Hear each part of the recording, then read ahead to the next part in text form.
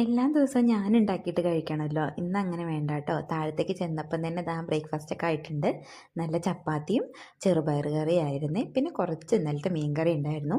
ചേച്ചിയും മോനും വന്നതുകൊണ്ട് അവൾ രാവിലെ തന്നെ ഉണ്ടാക്കിയിട്ടുണ്ട്. ഞാൻ വേഗം കുറച്ച് കട്ടൻ അടുപ്പത്തേക്ക് വെച്ചിട്ട് ബ്രേക്ക്ഫാസ്റ്റ് കഴിക്കാൻ വേണ്ടിയിട്ടിരുന്നേ. ചപ്പാത്തിയും ചെറുപയർ കറിയും മീൻ കറിയും എല്ലാം എടുത്തിട്ടുണ്ട്.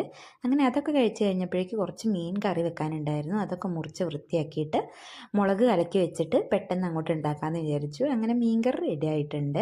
ഇതൊന്ന് വറ്റി കഴിയുമ്പോഴേക്ക് നമുക്ക് ഓഫാക്കാം. അപ്പോൾ ഇന്നലെ കുറച്ച് ചക്ക കിട്ടിയിട്ടുണ്ടായിരുന്നു. അപ്പുറത്തെ വീട്ടിലെ ചേച്ചി കൊണ്ട് തന്നതാണ്. അപ്പോൾ അതങ്ങോട്ട് നന്നാക്കിയിട്ട് എടുത്ത് വെക്കാമെന്ന് വിചാരിച്ചു. നല്ല സ്മെല്ലുണ്ടായിരുന്നേ. ഇത് വരിക്കച്ചക്കയല്ല കേട്ടോ. ഇവിടെ ഇതിന് പഴഞ്ചക്ക എന്നാണ് പറയുന്നത്. എല്ലായിടത്തും എന്താ പറയുന്നത് എന്നൊന്ന് കമൻറ്റ് ചെയ്യണേ. ഞങ്ങളുടെ ഇവിടെയൊക്കെ പഴഞ്ചക്ക എന്നാണ് പറയുന്നത്. നല്ല ഒരു സോഫ്റ്റായിട്ട് ലൂസായിട്ടാണ് ഉണ്ടാക്കുക. നന്നാക്കുന്നതിൻ്റെ കൂട്ടത്തിൽ തന്നെ ചക്ക പറിക്കുന്നതിൻ്റെ കൂട്ടത്തിൽ തന്നെ ഞാനതിൽ ഓരോ ചുളയൊക്കെ എടുത്ത് തിന്നുന്നുണ്ട്. നല്ല മധുരം ഉണ്ടായിരുന്നു. നല്ലോണം പഴുത്തിട്ടുണ്ടായിരുന്നേ. തൊടുമ്പോഴേക്ക് തന്നെ അത് കയ്യിലങ്ങ് എതിർന്ന് പോരുന്നുണ്ടായിരുന്നു. അങ്ങനെ അതൊക്കെ ഞാൻ പെട്ടെന്ന് അങ്ങോട്ട് നന്നാക്കുന്നുണ്ട്. കുറച്ച് സൈഡിലൊക്കെ കേടായി വരുന്നുണ്ടായിരുന്നു. ഇന്നലെ കൊണ്ടു തന്നതാണ്. ഇന്നലെ നന്നാക്കാൻ മടിയായിട്ട് എടുത്തില്ല. അപ്പോൾ ഇന്നങ്ങോട്ട് അത് ഫുള്ള് നന്നാക്കി വെക്കാമെന്ന് വിചാരിച്ചു. നന്നാക്കുന്ന കൂട്ടത്തിൽ തന്നെ പകുതിയോളം ഞാൻ തന്നെ തിന്ന് തീർക്കുന്നുണ്ട്. നല്ല ടേസ്റ്റ് ഉണ്ടായിരുന്നു കേട്ടോ. ശ്രദ്ധിക്കണം കഴിക്കുമ്പോഴേ. അങ്ങനെ അതൊക്കെ പെട്ടെന്ന് നന്നാക്കുന്നുണ്ട്. ചക്ക ഒരുവിധം എല്ലാവർക്കും ഇഷ്ടമാവുമെന്ന് തോന്നുന്നല്ലേ. ഇപ്പം ചക്ക സീസൺ ആയല്ലോ. അതുകൊണ്ട് ചക്കപ്പേരി, ചക്കപ്പുഴുക്ക്, ചക്കപ്പായസം ഇതൊക്കെ പ്രതീക്ഷിക്കാം അല്ലേ എല്ലാവരെയും വീട്ടിൽ.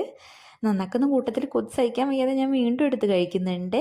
ഇത് കാണുമ്പോൾ തന്നെ മനസ്സിലാവുന്നില്ലേ, ഒരു കുഴഞ്ഞാണ് ഇരിക്കുക കേട്ടോ. വരിക്കച്ചക്ക ആകുമ്പോൾ അങ്ങനെയല്ലല്ലോ ഉണ്ടാവുക. ഇതൊരു കുഴഞ്ഞിരിക്കുന്ന ചക്കയാണേ. നല്ല ടേസ്റ്റ് ഉണ്ടായിരുന്നു. നല്ല മധുരമായിരുന്നു. തേൻ മധുരം ഉണ്ടായിരുന്നു കേട്ടോ. അങ്ങനെ നന്നാക്കി കഴിഞ്ഞപ്പോൾ ഇത്രയും ഉണ്ടായിരുന്നേ. അത് കഴിഞ്ഞപ്പോഴേക്കും വാഷിംഗ് മെഷീനിൽ അലക്കി കഴിഞ്ഞിട്ടുണ്ടായിരുന്നു. അതൊക്കെ ഞാൻ കൊണ്ടുപോയി ആറിയിട്ടു. പോയി നോക്കിയപ്പോൾ ഇരുമ്പൻപുളിയിൽ കുറേ കായ്ച്ച് വെച്ചിട്ടുണ്ട്. 2 മരമുണ്ട് അടുത്തടുത്ത് തന്നെ. രണ്ടിലും കുറേ കായ്ച്ചിട്ടുണ്ട്. എനിക്ക് പുളി അത്ര ഇഷ്ടമല്ലാത്തതിനോട് ഞാൻ പിന്നെ അത് മൈൻഡ് ചെയ്തില്ല.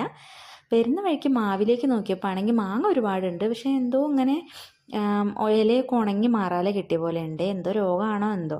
പിന്നെ തിരിച്ച് അകത്തേക്ക് പോകുമ്പോൾ ഒരു പൂച്ച അവിടെ കിടക്കുന്നുണ്ടായിരുന്നു. അതിനെ കുറച്ച് നേരം വെറുപ്പിച്ച് ഞാൻ എല്ലാത്തേക്കും കയറിപ്പോയി.